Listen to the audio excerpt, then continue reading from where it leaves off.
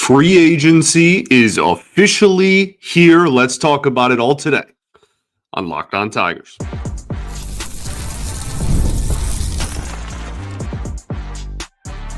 You are Locked On Tigers, your daily Detroit Tigers podcast. Part of the Locked On Podcast Network, your team every day. What is up, everybody? Welcome back to another edition of Locked On Tigers. I'm, of course, your host, Scott Bentley. Today is Friday, November 7th, 2025. Thank you so much for making Locked On Tigers your first listen every single day. We are free and available wherever you get your podcasts, including YouTube, part of the Locked On Podcast Network, your team every single day. Today's episode is brought to you by FanDuel. Right now, new customers can bet just $5, and if your bet wins, you'll get $300 in bonus bets to use across the app. So download the app today. Welcome in. Welcome all, everybody. Happy Friday. We have a fun episode today as free agency has officially kicked off as of 5 p.m. Eastern on Thursday, November 6th. And we have a lot of deadlines that have to be, that had to be ironed out by the time free agency officially opened at 5 p.m. So we have the final decisions on a lot of player options, team options, qualifying offers, what injured players are going to return to rosters, all of that good stuff. And we'll take a look at the Tigers' decisions, and then we'll take a look around the league and see some other. There's one big surprise one that people are already talking about, but a lot of really surprising news throughout the league on Thursday. So we will get into all of that today. First, let's start with the options, the player and club and mutual option decisions, I guess also kind of vesting options, but those aren't really decisions. Those are more like you hit a certain whatever. Not important. Okay. Not important. Jack Flaherty, we talked about earlier this week, $20 million player option. He has opted in. The other three players in the Tigers organization that had some sort of option attached to their name were Paul Sewald, mutual option. The Tigers declined their end, so he will become a free agent. Randy Dobnak, club option. The Tigers declined that one. And Jose Urquidy, $4 million club option. And we found out on Thursday the Tigers also declined that one. I am super fine with this. Flaherty can hopefully bounce back. We talked about that a little bit earlier in the week, so we don't have to go too much in depth on that again. But the other three, I mean, we've talked about it all offseason already, right? Like, I didn't really think there was a chance that any of those three guys were going to be impact players on the team in 2026. I thought that there was a chance they'd pick up Urquidy's club option just because it was cheap. Like, it's only $4 million. But we did not see anything from him that guaranteed major league caliber production in 2026, and $4 million for a non-high leverage reliever is a decent. That's a pretty penny. That's not nothing. So makes sense that they decline all of them. I'm pleased that they declined all of them, and that's not even a personal thing on the three guys that they declined. There is nothing that says that you can't decline an option and then sign these guys to like minor league contracts. But there was no world in which Paul Sewald was going to be worth $10 million or that any team is going to willingly pay Paul Sewald, I should say, $10 million for his services in 2026. I have a hard time believing anybody's going to play Jose Urquidy $4 million for his services in 2026. And Randy Dobnak, I mean, his option was $6 million. He pitched in the minor leagues almost all year this year. Like, he's almost certainly going to get a minor league contract wherever he ends up. So the Tigers saw firsthand what they were offering and kind of what those guys looked like coming off of, well, two of the three coming off of injuries, right, in Sewald and in Urquidy. If they like what they saw, then they can sign them to minor league deals, give them invites to spring training, and see if they can make the team out of camp. And if not, they either become free agents again at the start of the season, or they go in Toledo and then are called up, when somebody's hurt. Very similar to what they actually did this year for the Detroit Tigers. Actually, now that I'm thinking about it. So we'll see. And there's also the more likely option is just that they're not part of the Tigers organization anymore. And they move on and they find work elsewhere.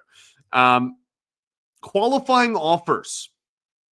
This was the big news on Thursday, the big ticket item, if you will.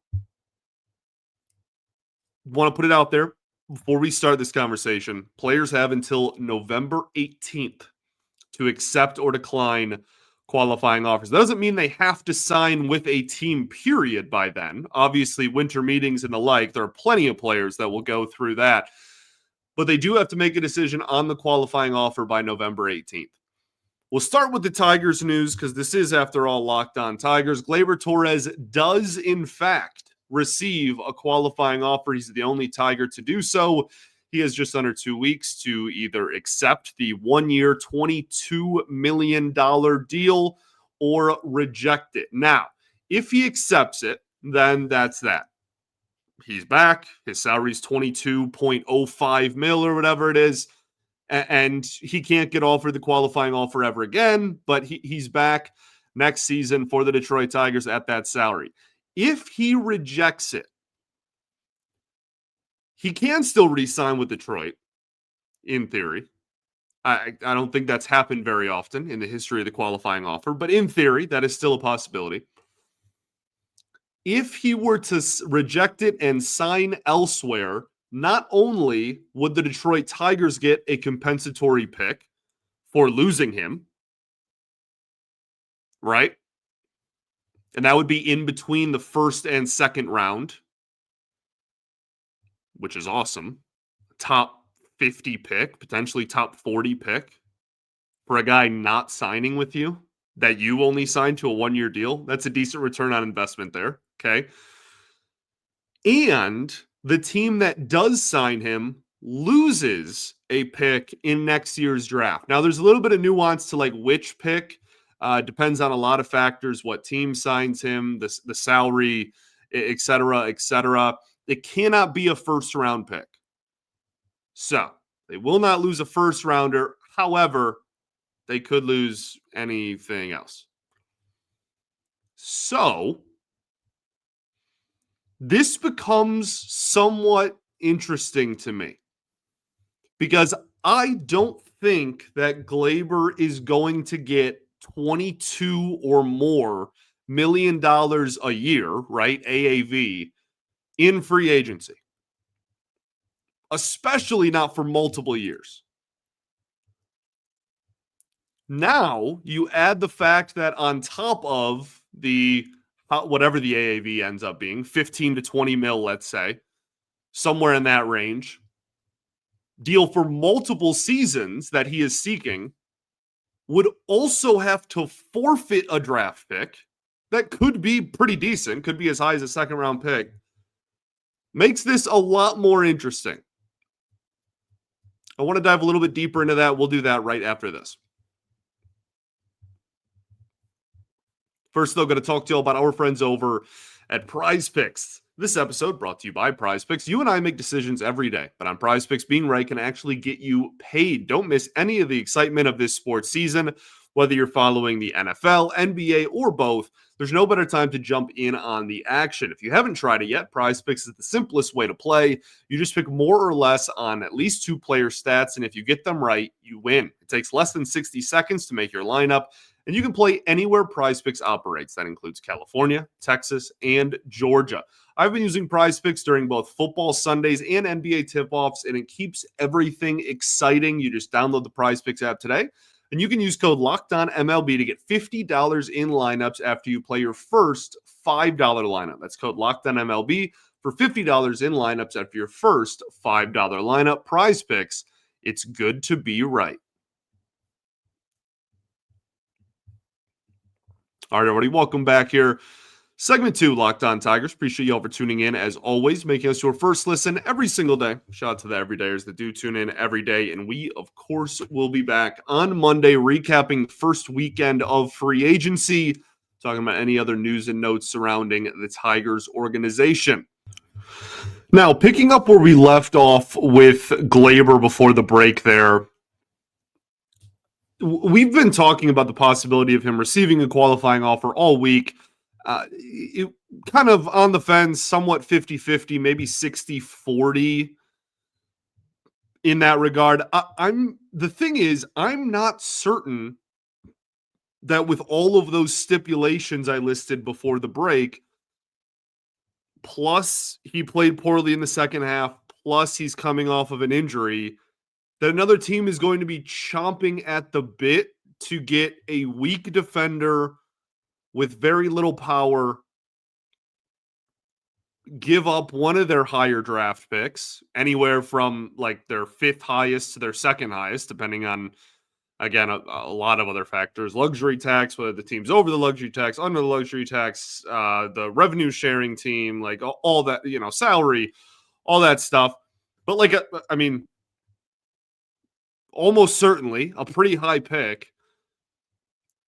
And all of those other things included. I'm not saying it was a bad decision by the Tigers to do this. Okay. I'm just saying, I mean, only 14 people have ever accepted a qualifying offer, and I think it wouldn't shock me if Gleyber became the 15th. Like, the Tigers are in a decent spot with it where they can either, he rejects it, okay, they get a draft pick and they can spend that money elsewhere, great. Or he opts in, and for one more year, they have another low whiff rate, high walk rate guy that they can put at the top of their lineup. And hopefully, he doesn't get hurt and puts up numbers similar to what he did in the first half all year, right? I mean, that would be the hope.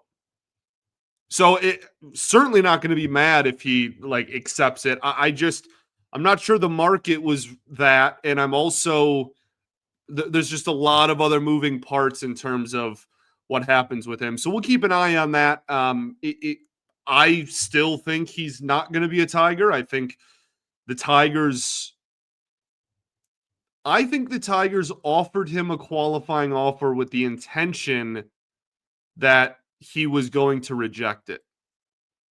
I don't think they offered him that with the intention of, boy, I really hope that he accepts this. Now, obviously, they've weighed the pros and cons and are fine if he accepts it, or else they wouldn't have offered him. But I think that they're banking on he declines it. They can use that $22 million elsewhere. Colt Keith is going to play second base, and they'll move on with their lives. We'll see. Other players to receive a qualifying offer this year are Kyle Tucker, Kyle Schwarber, Bo Bichette, Framber Valdez, Dylan Cease, Ranger Suarez, Edwin Diaz, Zach Gallen, Shota Imanaga, Michael King, Trent Grisham, and Brandon Woodruff. So if the Tigers sign anybody that I just listed, they will be losing a draft pick of varying value. Okay, cool. Just want to make that clear. No real surprises on this list. I guess like the Imanaga situation is kind of exciting just because the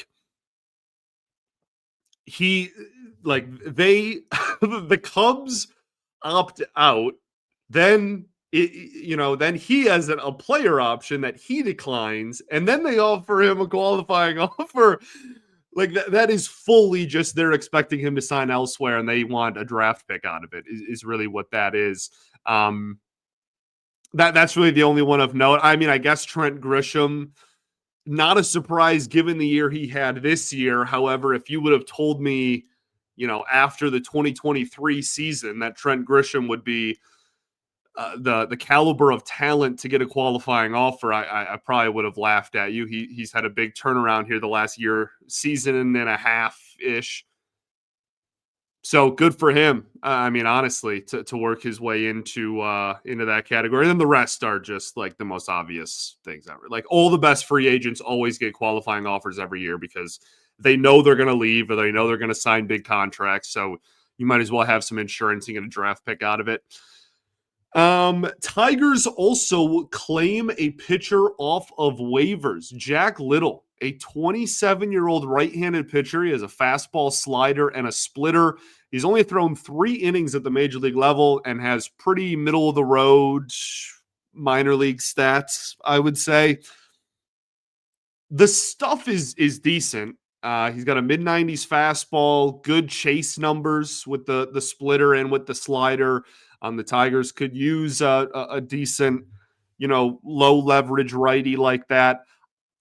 So he's on the 40-man roster because they claimed him. I feel as though this is the type of guy that you claim early in the offseason and then you put him on waivers yourself in like 2 weeks and you see if you can sneak him through waivers and then he clears and then he's a part of the Tigers organization going forward, but he's not on the 40-man roster and you got him for literally free. That's what this strikes me as, but we'll see. We'll see. We'll see. I don't know. Maybe he's the closer of 2026. I mean, who knows? No, obviously say that tongue in cheek, but this is common practice with what Scott Harris and this front office have done in his tenure here. And I mean, if he becomes a solid depth pitching option for the organization, then it's a win. It literally costs you nothing. And I would imagine he's one of the first to get booted off the 40-man when a signing happens. Let's also talk about the injured list going away. The injured list disappears, vanishes right in front of your eyes on Thursday, November 6th. It does not come back until spring training. So, Bo Brisky, Sean Gunther, Jackson Jobe, Ty Madden, Reese Olson, and Jason Foley all get removed from the 60-day injured list and added to the 40-man roster. The only other injured player on the 60-day injured list that did not get added was obviously Alex Cobb because that was a one-year deal, so he's a free agent.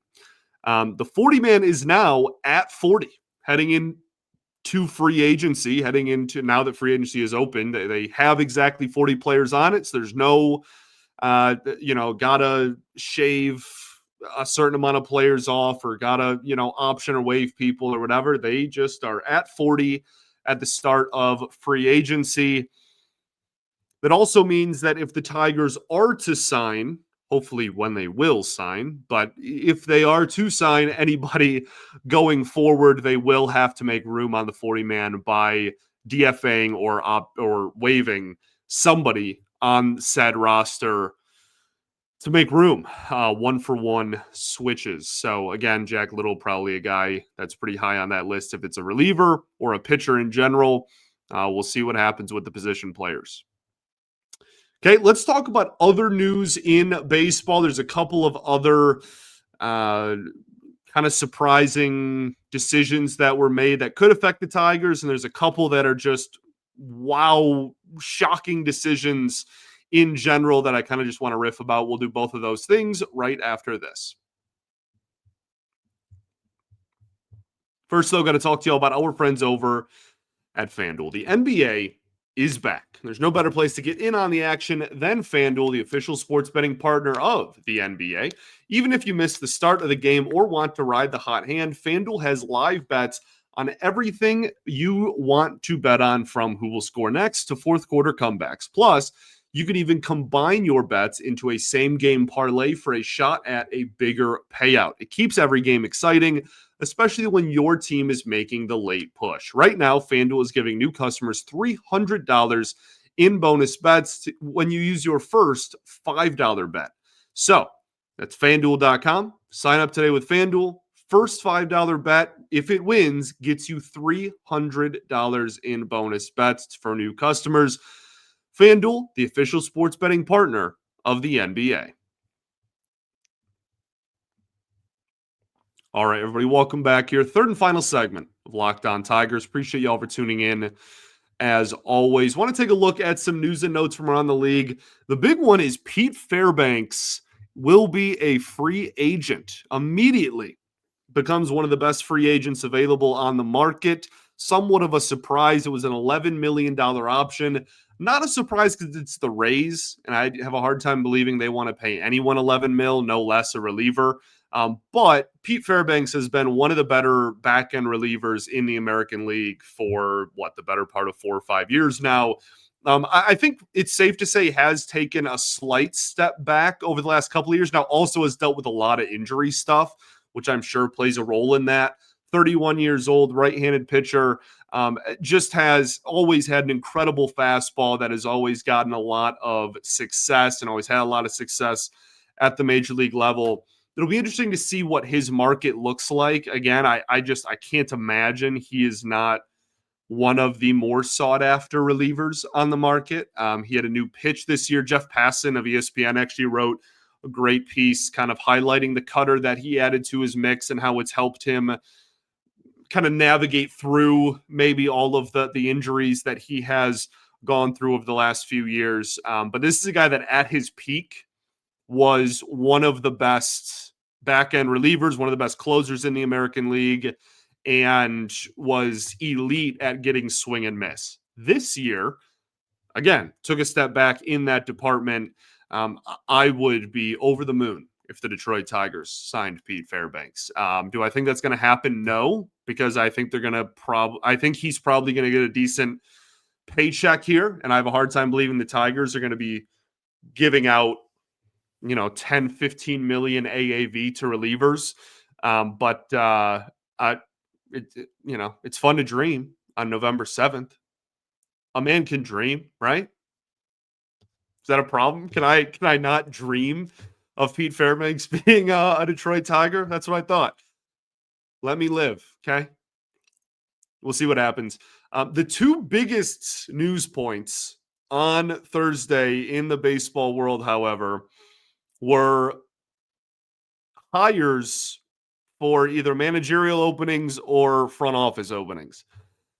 One is Craig Stammen, who is now the manager of the San Diego Padres. He was the special assistant to the general manager, Preller, in San Diego. That is one of the only more shocking signing of the offseason is probably the Giants appointing a college coach, their manager. Like that. There might even be an argument that's actually more shocking. That is completely out of left field. I guess from the Tigers' perspective, you look at it as another potential George Lombard suitor goes down, and your guy who's considered to be one of the best bench coaches in baseball and a managerial